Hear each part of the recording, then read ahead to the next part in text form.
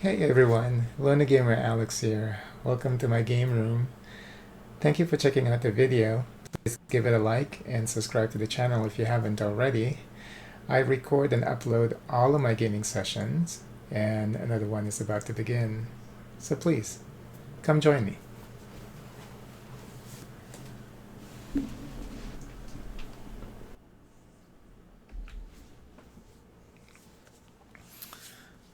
Okay, so we're gonna attempt to play Cthulhu Dark Providence. I've read through the rule book,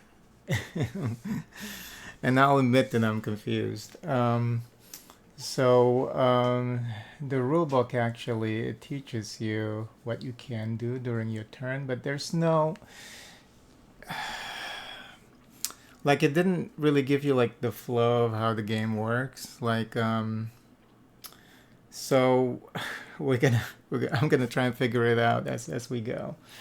So I think this is like definitely one of the worst rule books that I've ever read. A board game. Yeah, it teaches you what these options that you can like during your turn. What can you do during the turn? So it teaches you that. But the thing that I think is missing from this rule book is like the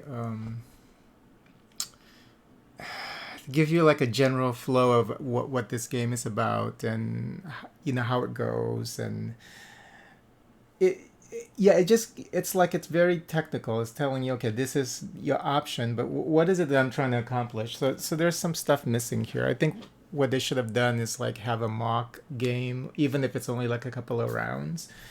um, but I already set up the table. So we're doing a solo, of course. This is my game room, so everything here is solo, never multiplayer. So I'm playing against. So I already set up the table here. I'm playing against Yarletho Thotep is the name of the elder god that I'm playing against. So when you're playing solo, you're playing against an elder god, and that's selected at random.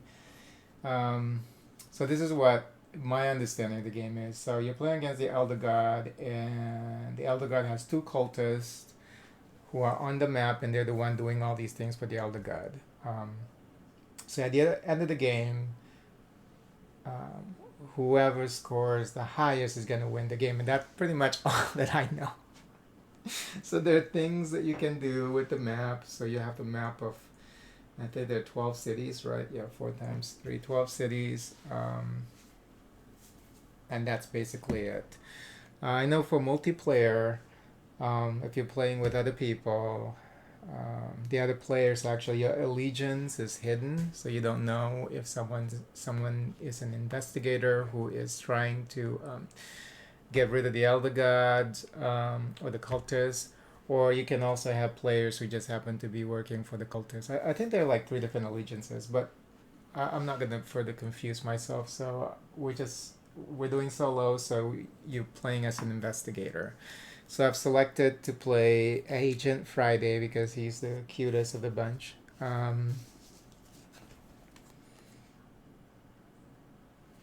It looks really disheveled there, hot. So so we're gonna play as Agent Friday. So let's see how this works. Like I said, I don't have any idea how this is supposed to flow because the rule book,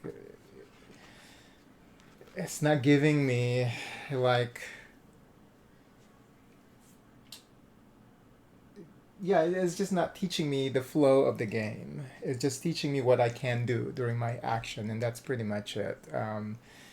And then I know there's a scoring element. So other than that, maybe let's see. Is there like a and then after I set up the table, because I was so confused about about how to play the game. So it's been sitting here actually on the table for a number of weeks. So I was like, you know what? I'm gonna attempt to play the game today, um, and see where it takes me. Okay. So is there even okay? There's an introduction here, so let's read that. Just keep forgetting that I have these bifocals now.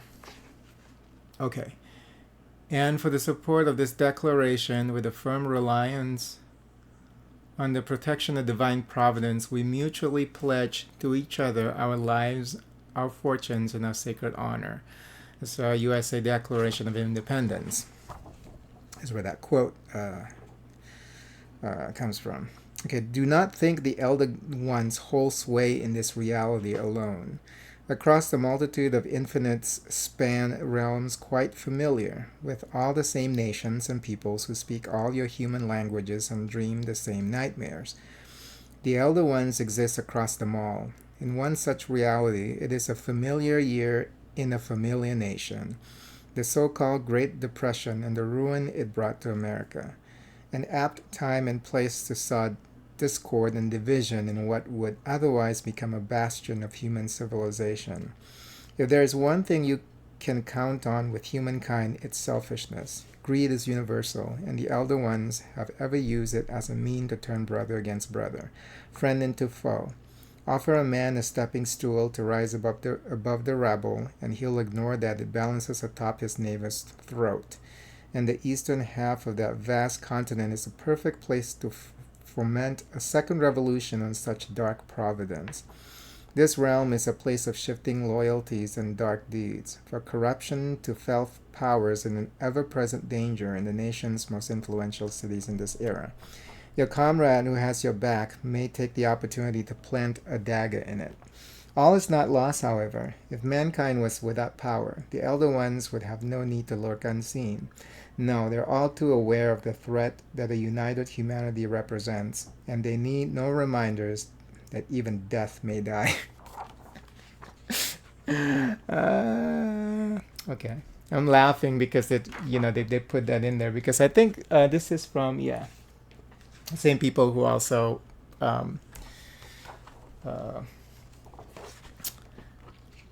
made Cthulhu Death May Die.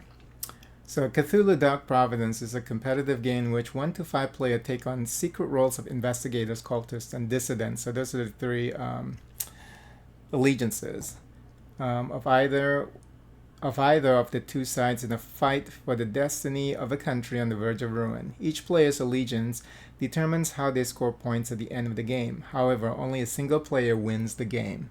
During the game, players use influence cubes to bid for the right to claim asset cards, take control of cities, and gain mythos cards. Each new asset card acquired improves the player's deck. So this is like a deck builder, because I think the city spaces have like different cards that you can claim or purchase, and then it becomes part of your deck.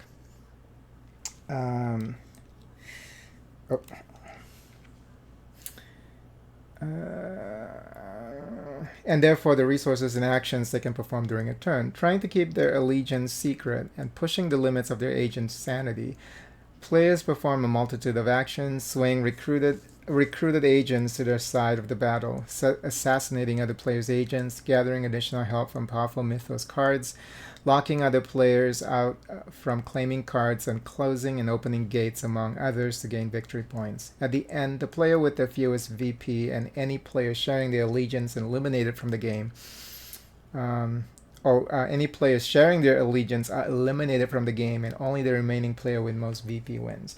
When I said that I don't know how to play the game, what I meant is I just don't have a general idea of how the game flows. I mean, like, I understand, like, every turn there are these things that you can do, but I think in a good rule book, what I've experienced is they give you like a mock playthrough, even if it's like a couple of rounds, so just to give you a feel of how the game works. That's what I meant by that. I understand that the game is about, like I said, scoring VPs, all these different elements on the board, getting cards, and all these things that you can do. But I wish there's like a little sample of how the game is played, and a good rule book, I think, with board games that I've encountered, they would actually allow you to play the game as you learn it. This one, it doesn't have that. So So I basically just read through the whole thing, and it's just to get an understanding of how everything works. But like I said, I just want to have like that example of the flow of the game. But we'll see if we can figure this out. So and okay, so Dark Providence is played over a series of turns, starting with the first player and proceeding clockwise. So with us, it's I think versus bot. The player goes first. Let me just make sure. So we're going to be referring to the book a lot here, but I'm going to try and limit the session to like an hour, just to see how much I can get done in an hour. So let's see here. And I know people, I think normally, because I think even with, I'm not sure if it's this particular developer, Simon or Kamana, however you want to pronounce that. I know some of them actually like to refer you to like videos. And I know there are services that have like videos of how to play a game, but that's just, if you can't teach me how to play the game using your rule book, then there's a problem. You know what I'm saying? I like learning this way. I like learning by actually doing it. If it gets super confusing, then I would probably refer to some like gameplay online, but I like to just use the resources provided to me from the game, because that should be more than enough to teach you how to play the game, right? I mean, you would think. Okay, let's see. Okay, and then the end game is triggered, I think. Let's see, for the two-player game, once we reach 33 VP, victory points, somebody reaches 33 victory points, it says. So two-player game, yeah. Okay. There are like different ways that the end game can be triggered. So I'm okay with that too. But other than that, like, how is this gonna flow until we get to that point? Okay. So I'm gonna be referring. There's also like a handy dandy reference card here. But I just wanna check out the solo mode, and I double checked the setup. Everything is properly done here on the board.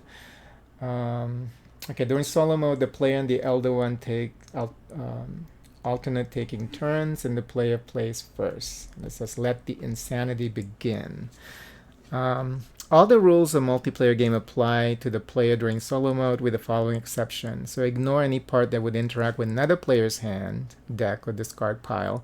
Whenever a mythos card is claimed, and the mythos cards are up here, and then you have two actually already revealed at the beginning of the game. So when a mythos card on the row, when a mythos card is claimed, slide the mythos cards off the row to the left towards the mythos deck, which is right here.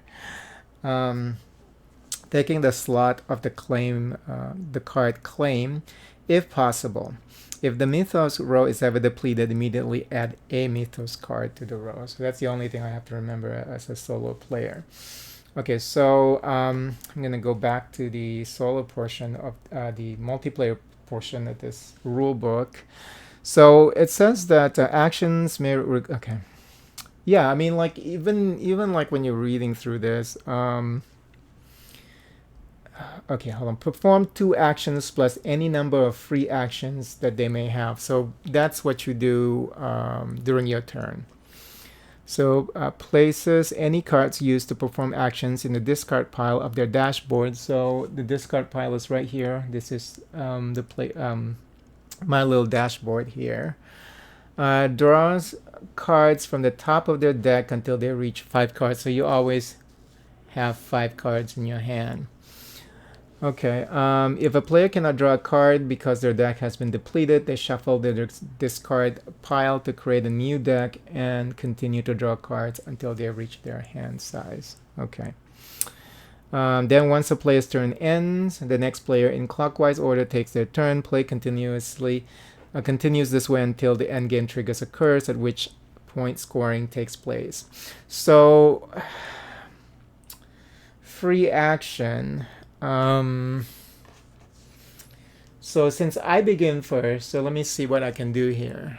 I can add influence, Add the amount of cube played to a primary asset card, city space, or mythos card. I have to refer back to over here. See, I just wish that they have a mock game so that you learn while you play the sample game, but it doesn't have that here. It's just telling you like these different actions. What can you do for these different actions? So let's see. Let's learn about add influence. A player may play one or more asset cards from their hand with influence to add that many influence cubes from their personal supply to a primary asset card, city space, or mythos card. So what's a primary asset card?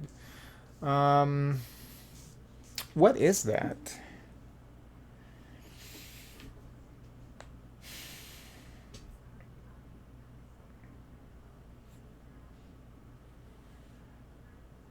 What's a primary asset card? This is okay. So these are called the starting asset cards. So the primary asset cards are the ones that are on the board right now on the map, and then there's also the city asset cards. Okay, and then the mythos cards are up there. So there are only 3 different cards. Okay. So I guess adding influence to those cards is a way for you to claim the cards, I believe. So may add one or more asset cards from their hand with influence to add that many influence cubes from their personal supply to a primary asset card, city space, or mythos card. A player can only add influence to any one card or city space, regardless if they have an agent present as a part of a single action. Okay, and we can only take 2 actions, and then you have the free actions.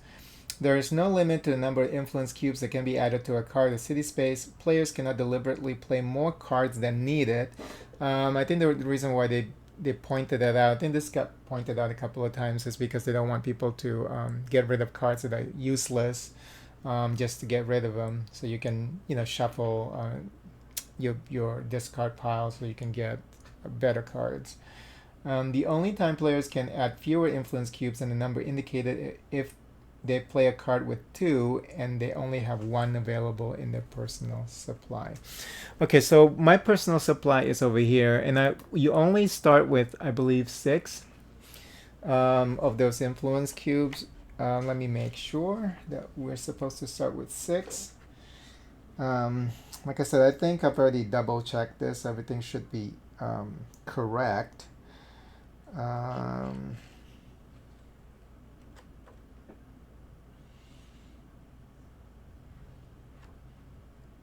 It says 7 influence cubes.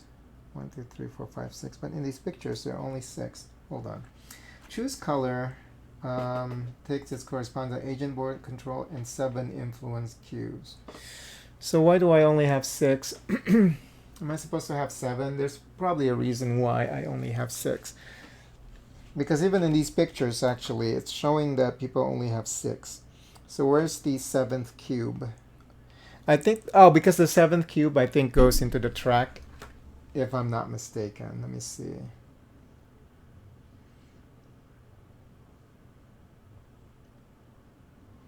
Place 1 influence cube on the VP track 0. Okay, yeah, that's that. That's the reason why. Okay. All right, so let's start with that. Let's start with add influence and see what we can potentially do here for our first action. Let me just look at these cards and see if there are any of them.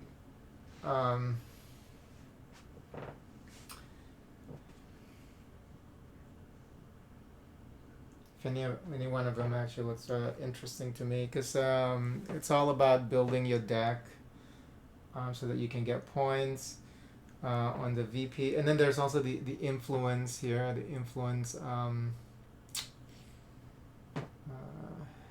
tracks here. I think this green one is for the Elder God, I believe. We'll get there, I guess, when we get there. So I start here in Atlanta. I don't know how that happened, but I'm sure that I already... Because like I said, I set this table like probably 2-3 weeks ago, so I don't remember how I got there, but I'm sure that everything's correct. It could probably be random. It could be random, but Um, and I think to place the influence, you have to have your agent there, right? Let's see.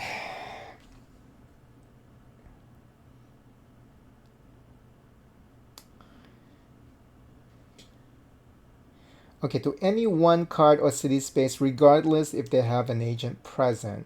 So you can add influence to any, even if the agent is not there. Okay.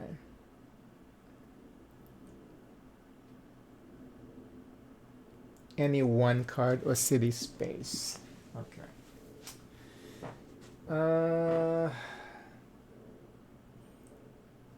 What do you get from gaining these cards? I think you get resources. Now, how do you claim? I got questions. Now, how do you claim these cards? I mean, they all have like different icons. Like, for example, this one. Let's just show this one. The Anarchist. Um, so you have those icons. I think those are the type of um, resources that this card can provide to you. But how do you claim this? Let me see.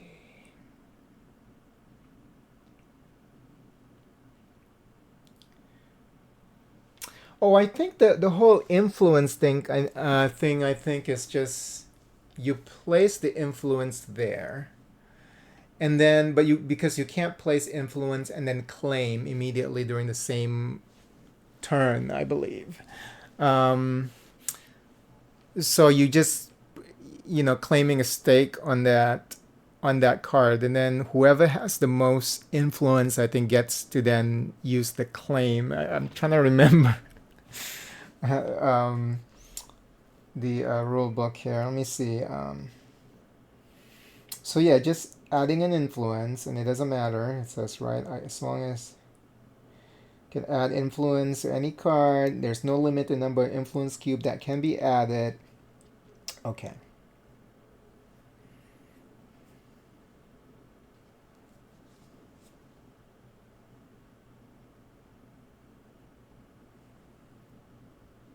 Okay, so you have to use your cards, your starting cards here to add the influence.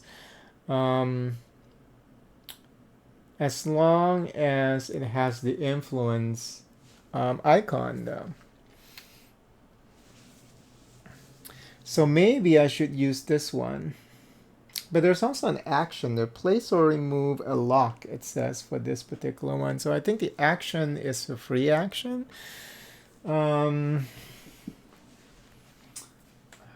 how does that work with this lock placement thing? Oh, I think locking is also an action. See, yeah, there's a lot going on with this game. Okay. So I guess let's just look at all of these and see which cards, which one of these cards actually that looks the most promising. I would say maybe the agent card here. You get Harry Houdini here, actually, in Washington, D.C. And maybe that would be a good place. Maybe that would be a good way to spend my influence. And let me just look at the Mythos card. You may add the first primary asset card you claim each turn to your hand.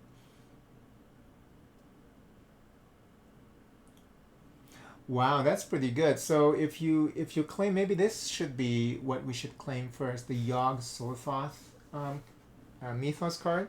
And the reason why I said that is because this seems very promising. Look at that disgusting looking thing. Um, Vagina dentata, everything.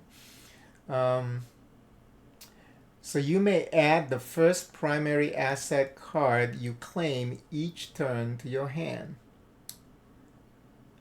What does that mean? You may add the first primary card you claim each turn to your hand. So whichever the first primary asset card that you claim, you get to place that in your hand every turn for the rest of the game. I mean, that's what it sounds like to me. Unless claiming, so let's read the rule about claiming. Unless claiming a card places it in your discard pile, so that means that when you claim the card, then you can use it immediately. So let's look at the claim action. A player may use their first and only their first action to claim one primary asset, mythos card, or city in which they have the most influence. In the event of a tie, unless stated otherwise, no player is considered to have the most influence. While the presence of agents is not required, they provide one additional influence while present in the city for the claim action. However, a player must still have at least one influence cube on the card or city in order to be able to claim it. Cards and cities with a lock token cannot be claimed. The claim action requires no cards to be performed. Okay, so let's read about claiming the cards here. When performing a claim action, the player follows these steps. Move their influence cubes from the card or city space of a city they are claiming to limbo, and limbo is right here. Any other player with influence on that card or city space returns their influence cubes back to their personal supply. So if you get outbidded, you get the influence cubes back. Follow the steps required for claiming each type of card or city accordingly. What? Where is that? Follow the steps required for claiming each type of card accordingly. Where is that?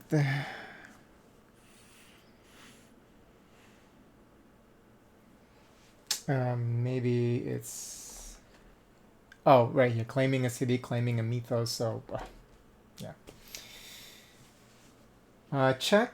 Checks if the claim card has a sanity test. If the icon is present, they must perform a sanity test. Okay. So if we're claiming a primary asset card, the player takes the card from the board and places it in their discard pile. So the reason why I was checking on this is because of that. What I read there about the vagina monster. So it's not that every turn you get the first ever primary asset that you have back into your hand. It's actually when you claim it, then you have it immediately. So that's still very promising. So I think I should place my influence for my first turn, my first action here for my first turn, to place an influence cube there. So that way I can claim that card next turn. Because remember, you can only claim during the first action of your turn. So you have two actions. Only during the first action that you can actually claim the card. Now, if you claim a city, a player places a control token on the city control slot. If another player had controlled the city, they take back the control token. What? The player taking control of the city scores VP equal to the city's control value. Conversely, the player losing control of the city and immediately loses the city's control value in VP. Then the player claiming the city takes the city asset. Now, how do you claim a city, though? Is it the same thing? Yeah.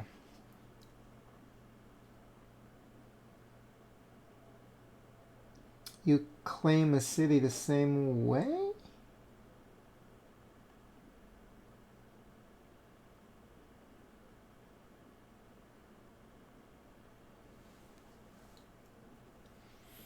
Nature Fire starts his turn with the influence cube when Atlantis is space and the Revenant. However, he has...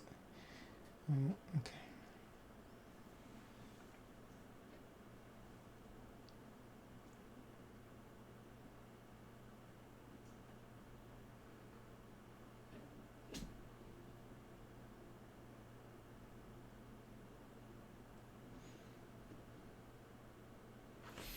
Okay, we're not... So... I think what I want to do here is either put influence on that agent, the extra agent, which is Houdini, or the Mythos card. I know what I want to do. I'm understand how this works actually with claiming a city.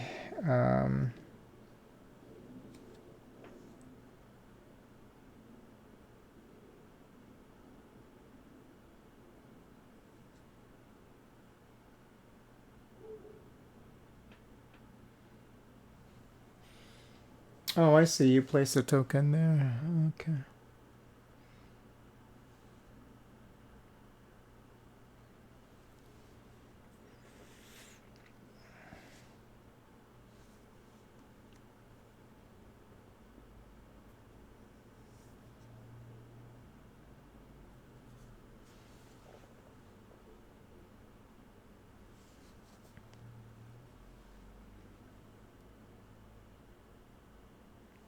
Okay, so claiming a city space will get you VP. So it's a good way to actually get the VP going. But yeah, let's see, Mythos. Let's see how to claim Mythos card. Player places a Mythos card next to a designated area of their player dashboard. Some Mythos cards also have components associated with them that must be collected as well. Do not add new Mythos cards to Mythos row to replace the one you just claimed. Okay. So I think with solo play, they have a mention of how Mythos cards, the Mythos deck works. So only if it's ever depleted.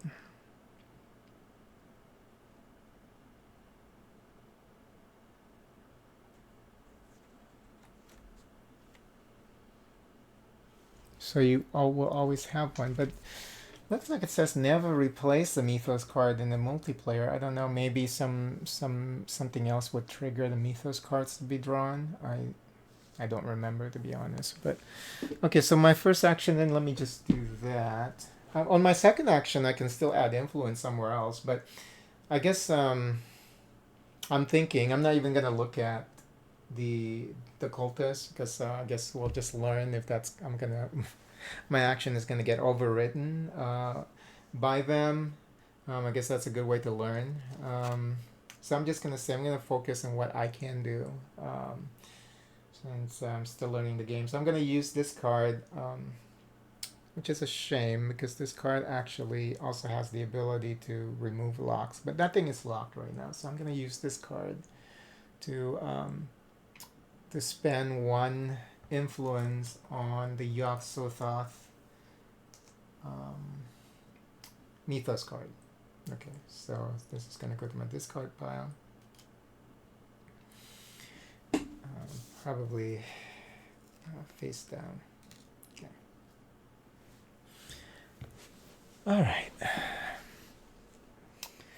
So I can still spend influence for my second action because you can do that twice, but you can only do it for one space, for one city, primary asset, or Mythos card. So I can actually, for my second action, so just to make things oh, buy influence. Hold on. Hold that thought.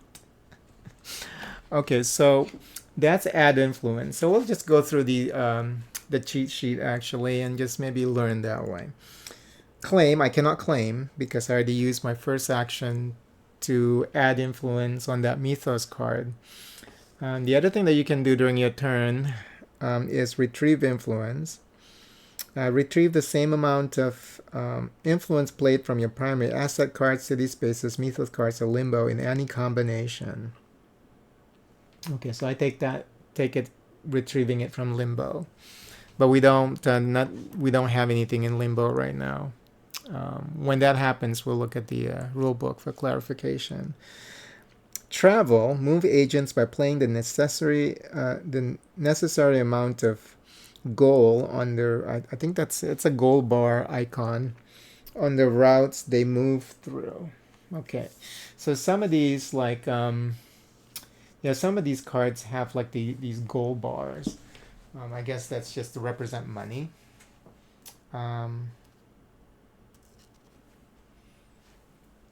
so you have the two gold bars there. So you can see on the map some of these paths will require you to spend a certain amount of money to move around the board. So, for example, I'm here in Atlanta. If I want to go to Pittsburgh, I have to use one. If I want to go to Indianapolis, I have to use one. New Orleans, etc. Um, okay, but we're not moving because I don't know what good that does at this point. Manipulate ritual and investigation. Play up and down to increase or decrease corresponding tracks. I know this thing, if it goes all the way up or something all the way for either one of these, it will. Is that a end game triggering thing, or is that? Let me see. Yeah, the ritual or investigation tracker reaches the last space of their track. So if it ever goes all the way up, I think the purple is ritual, green is investigation. So if it ever hits like the final space there, then it will trigger the end game. So, but there's a way for you to actually reduce that when it starts moving. So I'm not gonna mess with that right now. I could, I guess, to help me out. Let me see. May play one or more asset cards from their hand with that symbol. I don't have that though. Yeah, that's from a primary asset card. So your basic cards don't have the ability to influence that track, the investigation nor the ritual track. So okay, so I don't have to worry about that right now. Card action. Perform action effects on cards. Is that considered a free action? Yeah, okay. Some cards have free action. These are performed following the same process. However, they don't use either of the player's two actions for their turn. Well, let's say free action. Yeah, so it will actually say on the card as free action. So those are the only free ones. Other than that, you actually do have to spend one of the two actions that you have for the round. Okay. And I don't have to worry about that right now. We're not doing anything with that. Discard cards. Discard any number of asset cards from your hand. Why would you want to do that? I guess to try to just... Yeah, because I was like, yeah, I need to grab a soda. Because I'm talking a lot. I guess if you have a bad hand, then you want to get to your deck as quickly as possible, because at the beginning, I think, is it the beginning of the round, you must have 5 in your hand, or is it at the end of your round? Oh, that's after you've completed. Okay. Places any cards used to perform action in discard pile. As soon as the action is fully resolved, draws the card. It's at the end of the round. You get to draw until you have 5. So yeah, if you have a bad hand, I guess that would be a good way to get rid of the cards that you don't want. Okay, so reveal allegiance. Reveal your allegiance and score VP can only be performed if it results in scoring enough VP to trigger the end of the game. Okay, so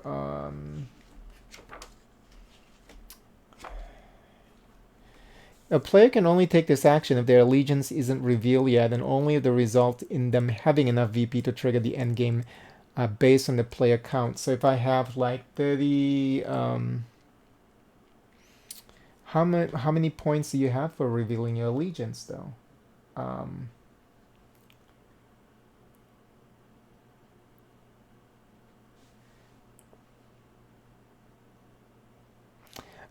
Once when you reveal your allegiance, you immediately score VP for gates you have open or closed and the range in which their allegiance tracker is located on the track. Okay.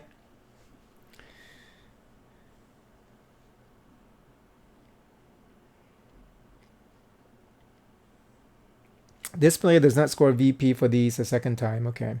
In addition, although ending the game in this way can be advantageous for a player, an unrevealed allegiance card is worth 3 VP at the end of the game, and in the case of dissidents, they also lose 3 VP for revealing their allegiance card, but that's for multiplayer. I don't have to worry about that. Alright, so I guess the only other thing that I can do here, I should do, is just add more influence.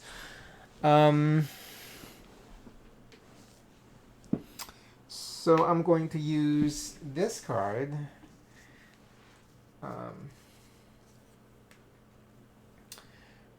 Because I have influence and the gold bar for that one, but I'm just going to use the influence to place one influence here. This is actually just additional cubes for me. My personal pile is over here, so I should probably place that like closer. So I'm gonna place one here to eventually claim Agent Harry Houdini there. I think Houdini is the only agent that you can recruit that can't be assassinated. I remember that because it's so unique. Okay, so that's the end of my turn. Now I have to make sure that I have 5 cards in my hand. So I ended up with 3 here, so I'm going to draw 2 from my deck here. Okay. Since I don't have any of those primary assets, so these are going to be just your basic agent cards. But they all have like different resources attached to them. So, all right, so that's done. So now we're going to do... it's already 40 minutes. Okay, so I think as soon as we complete with the Elder One's turn, we're probably going to end the game then, and then we're going to continue later on. But I'm getting into the flow of things, you know. But yeah, all I've been doing is just adding influence. But I know what I'm doing, why I'm doing the why I'm adding influence for those 2 cards, because I really want them to be in my deck. And the Yog-Sothoth is going to be very helpful because in the future, whenever I claim a card, I can immediately put it in my hand. I don't know if you can have more than 5 cards though. So maybe you have to discard one. I have to check on that. If I can only have 5. They should actually put that explanation when you with the card claiming thing. I don't remember seeing.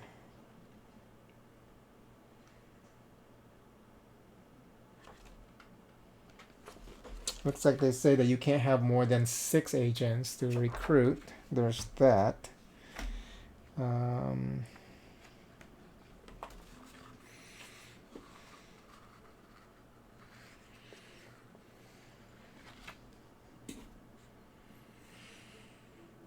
What happens if you have more than 5 cards? So that is what I want to figure out. There's got to be, you would think that they would have that explained on the claim, you know. So let me just look at that real quick. Hey Leon, how are you? Does it say Cthulhu? Yes, this is called Cthulhu Dark Providence.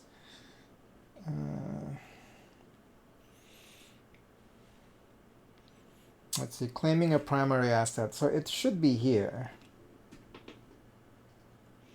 If the player takes a card from the board and places it in their discard pile, the card claims the recruit agent.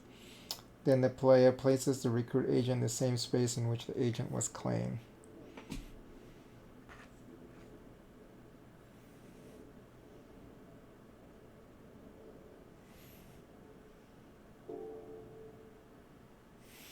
If the card claim was the last one in that deck,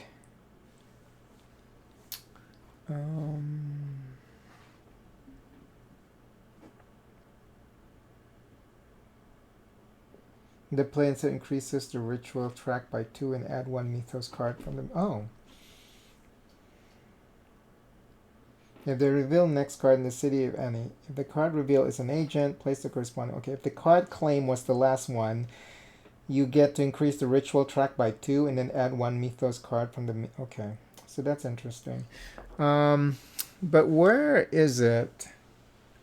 Yeah, they don't say anything about having. How many can you have in your hand? That's what I want to know. Yeah, this manual is this rule book is not the best, and I noticed that a lot with Simon games. They don't have the best rule books.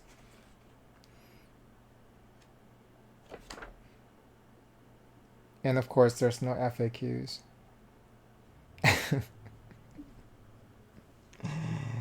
There's gotta be a section that talks about how many cards you can have in your hand, but let me reread that part about until they reach 5 cards in hand.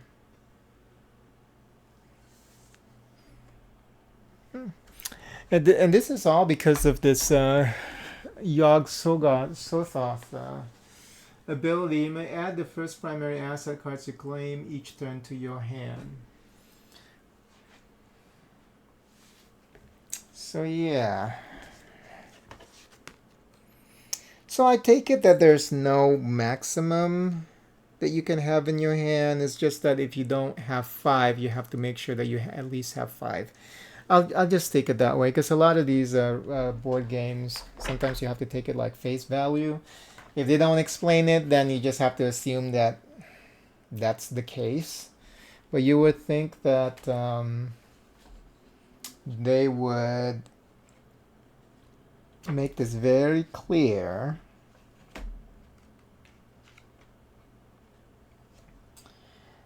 Yeah, it should be like right here on the claim or on the claiming a primary asset. It should be like right here. You can only, if claiming a primary asset will increase the number of cards you have in your hand above 5, then you have to discard. I don't remember reading anything like that, so so yeah, I guess there's no maximum, but when you have less than 5, you have to make sure that you have 5 in your hand. So that's the only thing I can think of.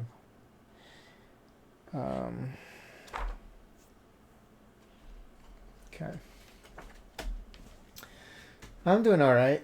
Just trying to understand this game. I already set this table up for like 3 weeks or 4 weeks.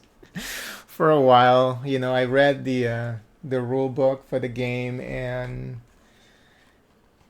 like I mentioned, it's not the best rule book. So like after I read it, I was like, huh? How do you really play this? It doesn't really give you. The problem is it's like very technical. Like in the rule book, they explain technical things, but they didn't really like give you like an example flow of. I guess kind of, sort of, but it's just I wasn't feeling it, I guess. Because I wanted to get into the game, so I think they should have put like an example turn instead of giving an example for the actions that you can take during a turn. I think would have made it clearer. But yeah, so that's why it's been sitting here, and I was like, okay, you know what? I have other games that I can set up to play my board games, but I already have this all set up on my table, so I just need to at least play it once before I put it away and put something else here. Because as you can see, this is like a table hog too. Like it takes almost like the entirety of the table, a lot of different components. So I was like, I at least have to make an attempt to play it before just giving up and then trying again later. Because it's not.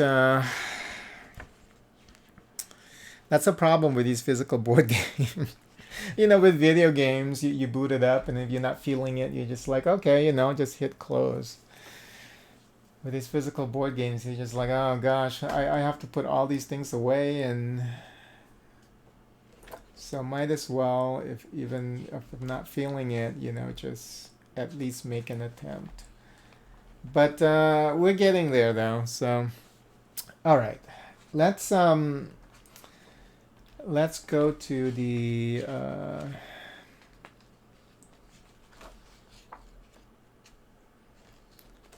Elder One. Okay, so we're fighting against. We're fighting against Nyarlathotep. So, and again, you select this at random at the beginning.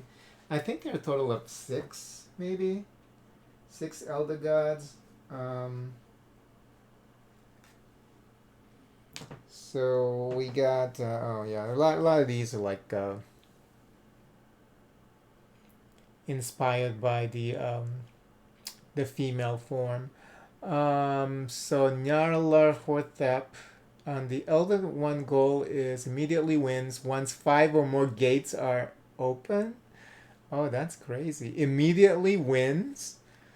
So this is who we're fighting against, and he has 2 cultists on the map. So let's see how it works with the Elder Gods here. Okay, so the Elder One, that is. The Elder One is considered to be a player with the following adjustments. Okay. Each Elder One has a goal. If their goal is achieved, they immediately win the game. Okay, so with this one, he wants to open 5 portals. If he opens 5 portals, then we lose. Each Elder One provides unique effects to the cultists, which may be activated during their turn. So the 2 cultists that I mentioned earlier, so they're right here. These 2. The Elder One does not have a deck, hand of asset cards, or a discard pile. Unless stated otherwise, any primary asset cards claimed by the Elder One have its resources actions resolved and then are obliterated. And obliterated, I think it means taken out of the game completely. Effects may obliterate card or tokens during the game. Whenever a card is obliterated, remove it permanently until the end of the game, returning it to the box. If an agent card or token, remove it from the token from the frame, return the frame to the player, remove the card and token until the end of the game. City asset cards cannot be obliterated. If a city asset card would be obliterated, return it to the city cards area on the track board. Oh, city card. Oh, yeah. Instead. Okay. City asset cards that will be obliterated are returned to the city card. Okay, yeah. Okay, all portal tokens gained by the Elder Ones are placed near the Elder One card. However, the Elder One cannot be driven to insanity. Huh? All portal tokens gained by the Elder One are placed near the Elder One's card. So over there. If the Elder One ever accumulates 5 or more, the player reveals their allegiance card and the end game is triggered at the end of the Elder One's turn. But with this guy, he also wins the game immediately. The Elder One treats all up and down. What? The Elder One treats all down as up and all up as down. Oh, okay. Which one is the investigator track and which one is the let me see here.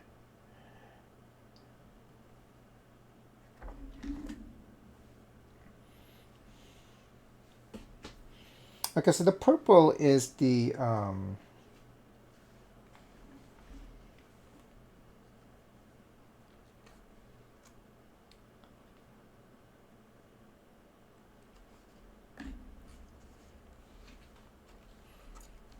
hold on.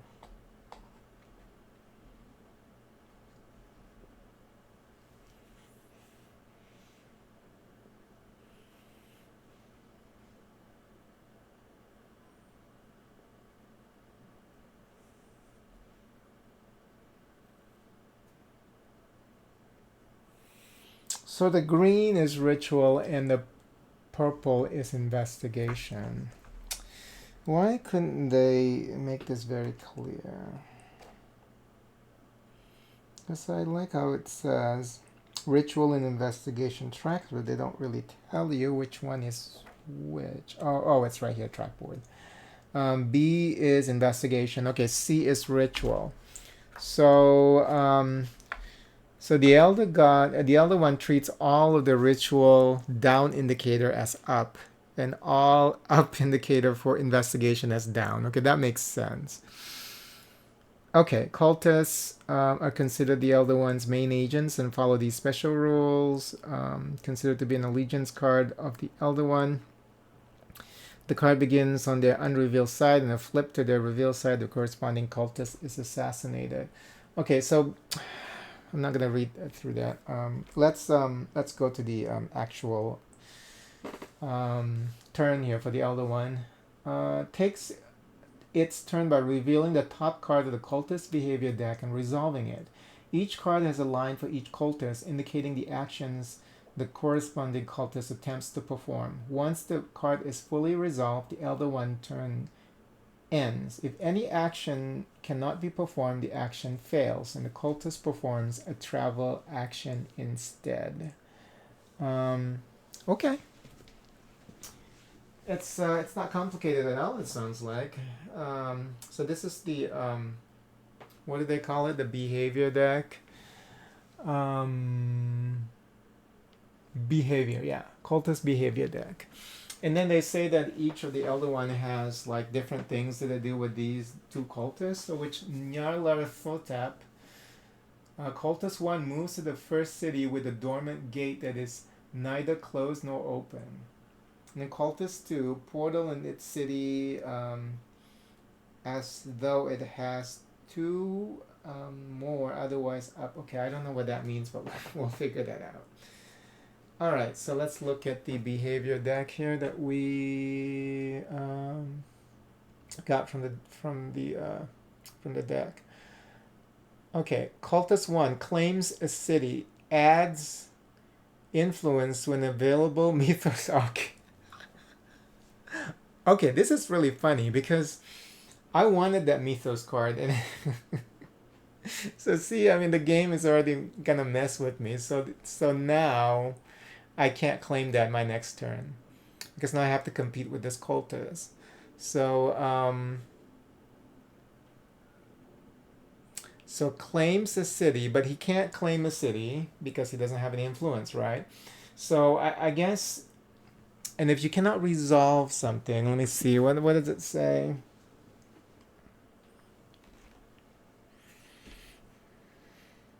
Effect resources.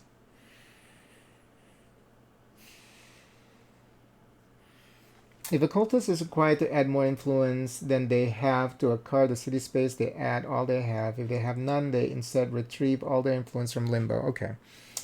Cultist agents do not contribute influence to cards or city spaces. The player cannot claim a city or primary asset card in the same city as cultist agent whose cultist card is unrevealed. What?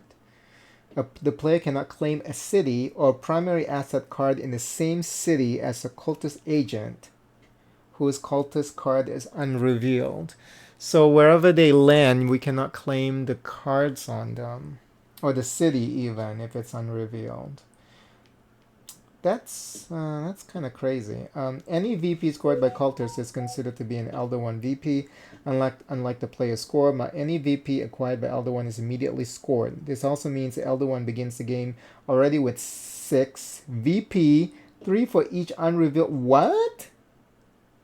Oh, when they said 6, they didn't mean like the 6th space. They mean like 6 points.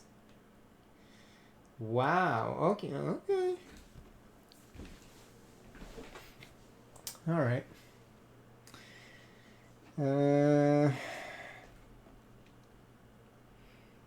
Conversely, if the cultist card is ever revealed, then they lose the VP. Okay, makes sense. For cultist actions, always consider a unique path during their turn from Arkham to New Orleans. There's a portal for New Orleans to Arkham that is only accessible to cultists. Okay, yeah, okay, that's fine. So how do we complete this?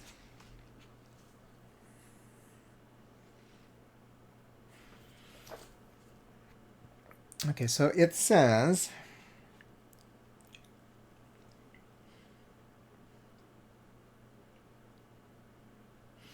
if any action cannot be performed, the action fails and the cultist performs a travel action instead. So anytime whatever that's being asked for it cannot be completed, then the cultist actually moves.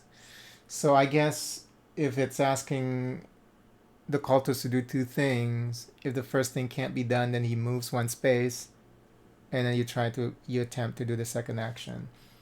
I mean, that's the only thing I can think of here. And then it says travel action, page 21. Let me just look at that real quick. Cultists perform a travel action either after they resolve their cultist effect, fail at performing a different action. What? Or when resolving a gold bar action on a card they have claimed.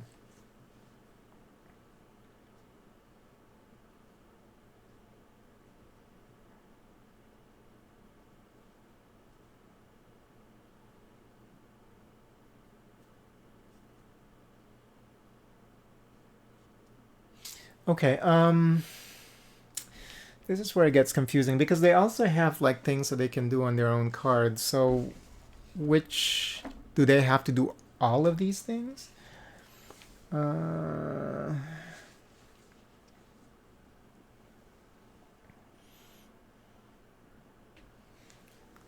Because on this card, and let's just look at the cultist 1 card, okay?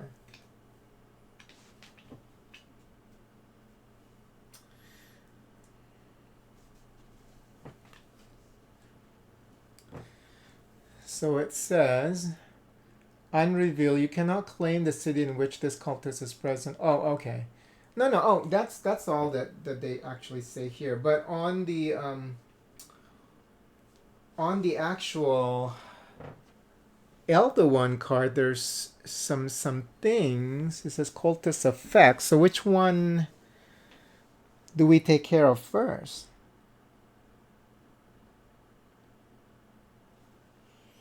Okay.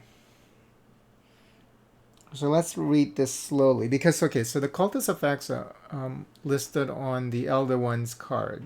And then we also draw from the cultist behavior deck. Okay, so it says the Elder 1 takes its turn by revealing the top card of the cultist behavior deck and resolving it. So let's just stop there and then and just do that, and then we'll figure out what happens next. So in this case, it says cultist 1 claims the city, and I think it says that it doesn't require an influence for a cultist to claim a city. If the city is not already controlled by a cultist, add the total. Okay, that's to add influence. So how do they okay, claim a city. There's got to be one about claiming a city. Okay. The cultist claims the first city without a lock, where the cultist has more influence than the player. So the cultist does need to add an influence to a city space. If no such city exists, the action fails. Okay, so and whenever an action fails, the cultist travels. So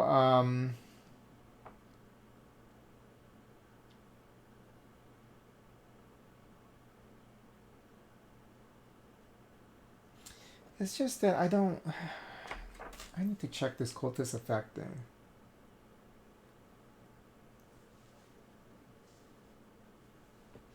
When do we do the cultist effects? Is I guess my question.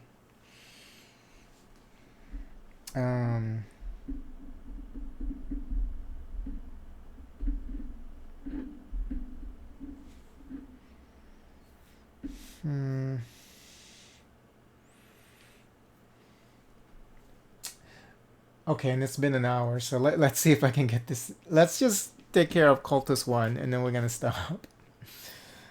If the goal is achieved, they immediately win the game. Yeah, see, I mean, this is what I meant by it's not giving me like they need to have an example of a flow of how this actually works. Not just explain.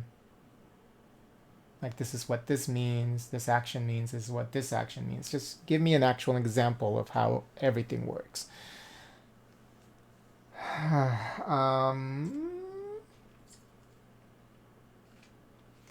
Because when do they actually... When do we actually trigger the effect for these cultists? Oh, each elder one contains unique... Okay, so it's like the last page. Each elder one contains unique effects granted to each cultist. Whenever a cultist behavior card with the cultist effect is revealed, follow the instruction list. Oh, okay. Because each elder one has like different effects for the cultist, so it will tell me if I'm supposed to trigger those effects or use the behavior card. So right now we just have to worry about the behavior card. Okay, so this cultist cannot claim a city, cultist 1, so he's going to travel. Cultist 1 is up here, so he's going to travel to Boston now. And then it says add 1 influence to an available mythos card. If there are 2 of them, so which one should I pick? I want to say that maybe he should put it over here so that way I can claim that one in the next turn, but I think it's not as simple as that.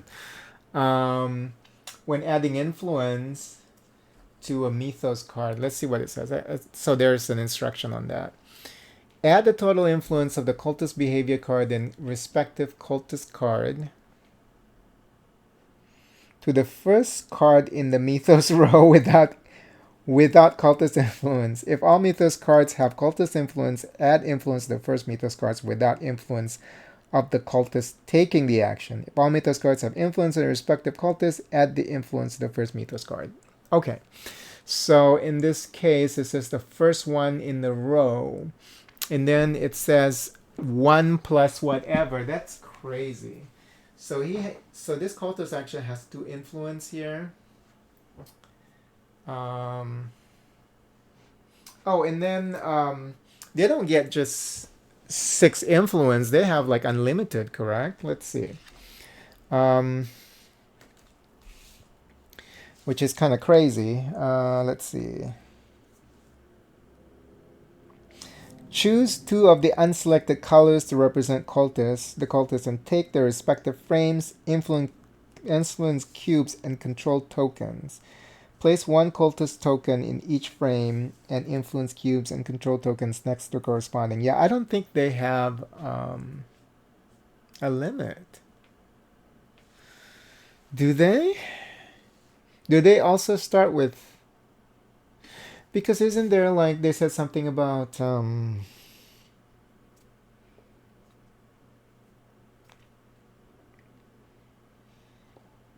did they start with... No, because it didn't say here.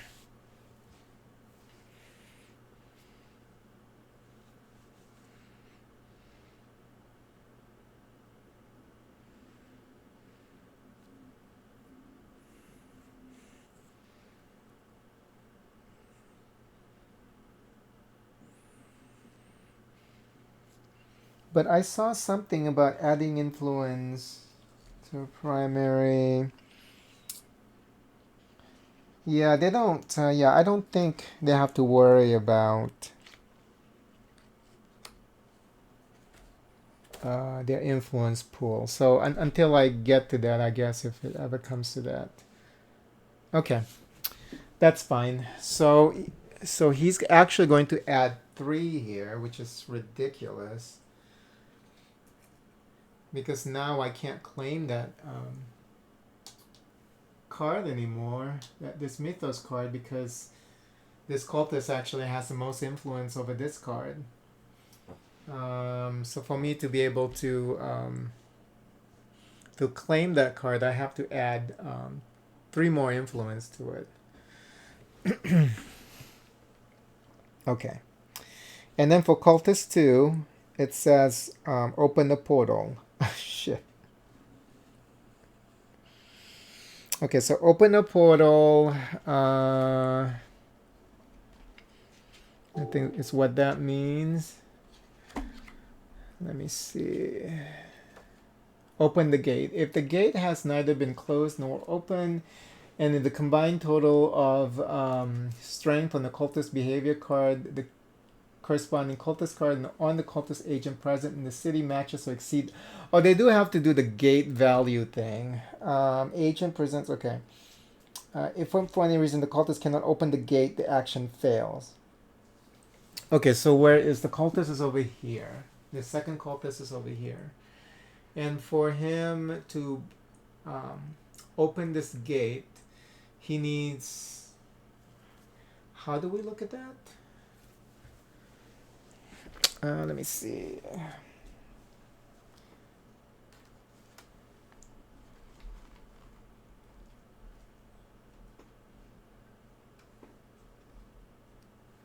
Gate value.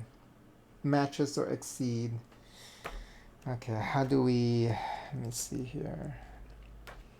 Claiming a city by influence. I know there is a... open or close the gate.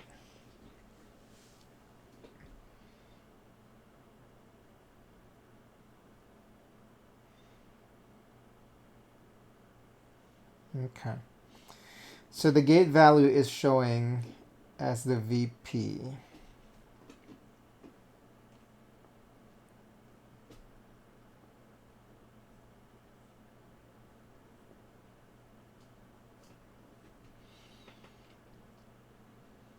She plays a starting asset that can close the gate. Where is that?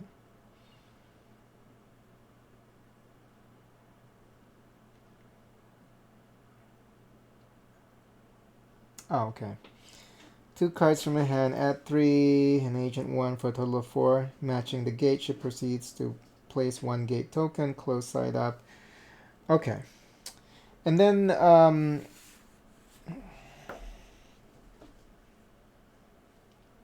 what about the scoring for that? Because you need to understand the scoring here, because the elder one gets to score immediately. So I need to also get to the scoring portion of this call to scoring.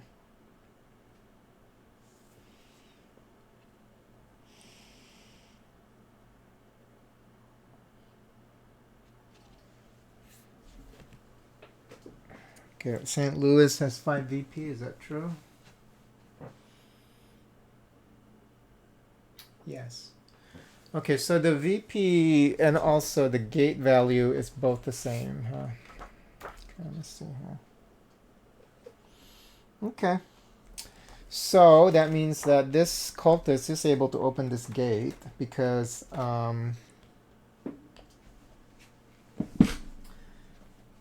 this cultist is in New York City. He has 1 strength icon there in his little tablet here. You can see that at the top. That's 1, and then this actual behavior card adds 2 more in the top left-hand corner, so that's 3. So, oh no, I mean, even the cultist himself actually has 2. But I think they say to just add this and then that, right? Let me see. If the gate neither has been closed or open, if the combined total of the cultist behavior... and the corresponding cultist card. And on the... Okay, so it's a total of everything. So he actually has 1 plus 2 plus 2. So he actually has 5. So he's able to open that gate. So we're going to place this token here, and then the elder one gets 3 more points. 1, 2, 3. Okay. And yeah, cool. Oh, and then he adds 1 influence to the primary asset of this city. So on top of that, he also gets 2 actually. 1 influence because they also want you to add what's on the actual cultist card in itself. So in this case, you see there's one influence cube here. So so 1 plus, so actually it's 2. So he places 2 influence on this TNT card. If you claim this card, it gives you the ability to have 3 strengths. You can see that at the top left hand corner. Obliterate this card after it is played as part of an action. That's interesting. Okay. So now he has 2 influence on that card. Okay. So I think we're going to stop there. I think I'm getting I'm getting to get into the flow of the game.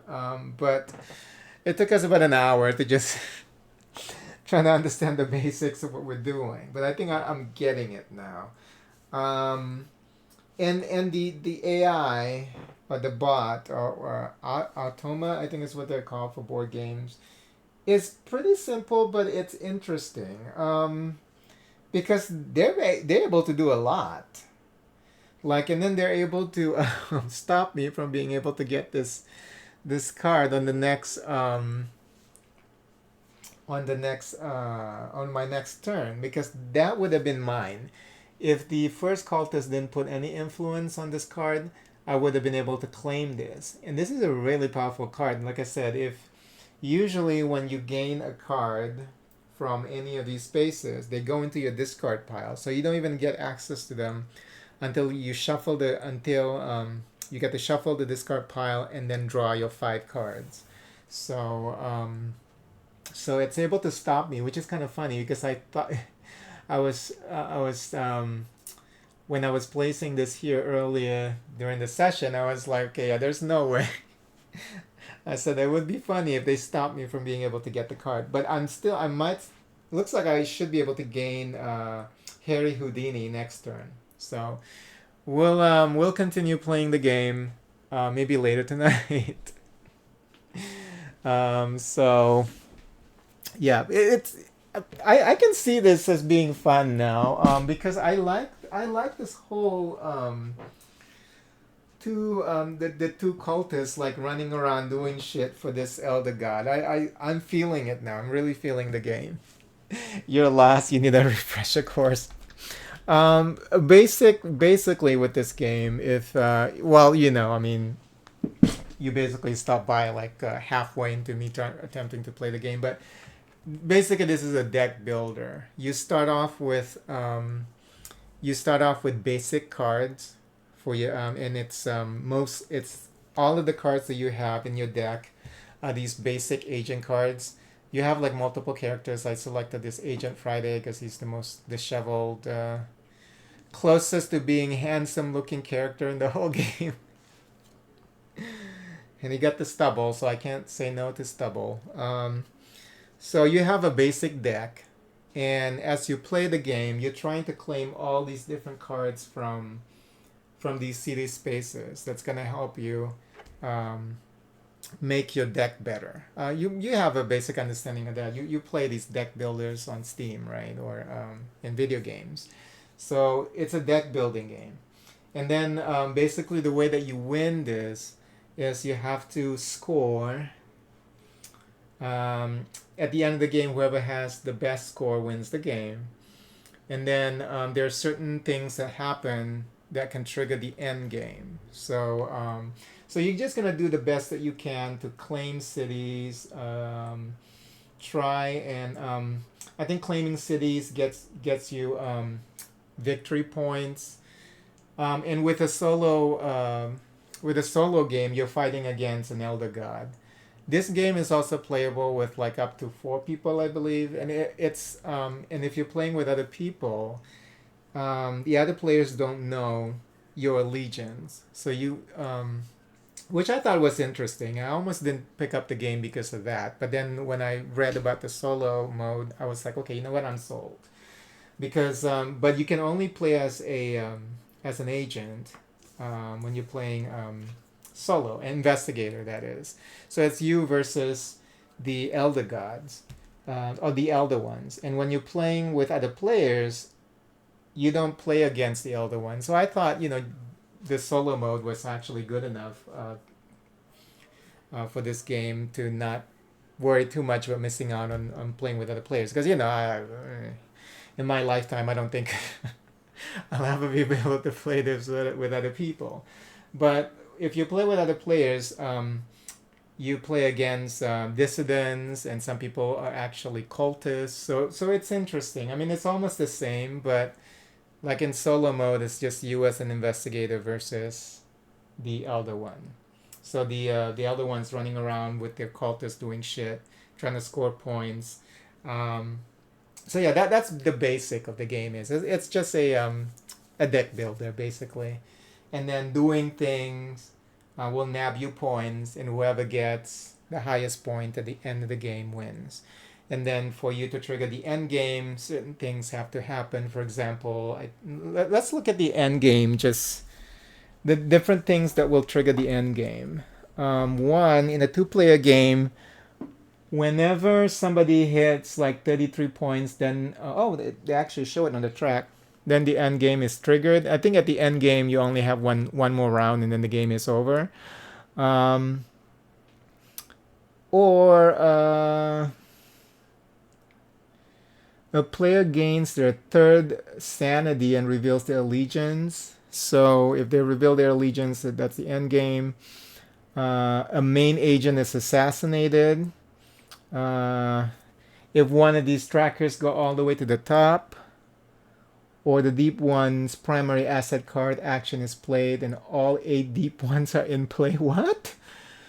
Oh, okay. Well, that's interesting.